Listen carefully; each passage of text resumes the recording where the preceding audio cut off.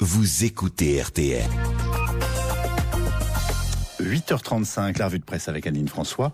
Dans les journaux ce matin, vortex social. 40 millions d'euros de chiffre d'affaires annuel, 17 agences dans toute la France, 2600 salariés. Voilà une entreprise en pleine forme, en pleine croissance, dont le patron est pour ainsi dire parti de rien il y a 15 ans.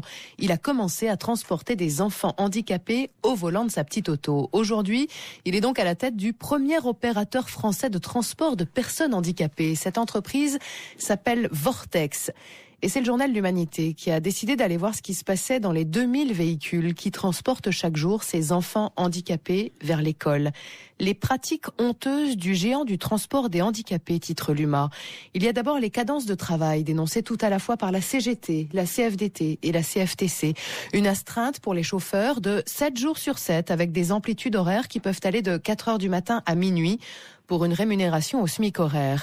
Les voitures de l'entreprise sont stationnées chez les salariés, ce qui évite à Vortex de payer un parking surveillé. Quand le chauffeur est malade, l'entreprise lui demande de se faire remplacer par un proche sans que celui-ci ne soit déclaré. Quand c'est l'enfant transporté qui est malade et qui reste donc chez lui, qui ne va pas à l'école, une journée de salaire est décomptée au chauffeur.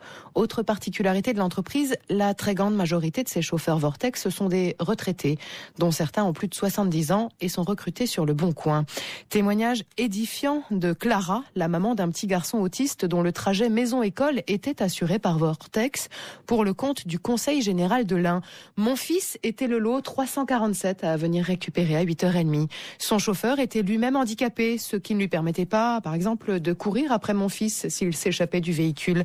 Le chauffeur n'avait pas de contrat et la maman s'était inquiétée de savoir ce qui se passerait en cas d'accident.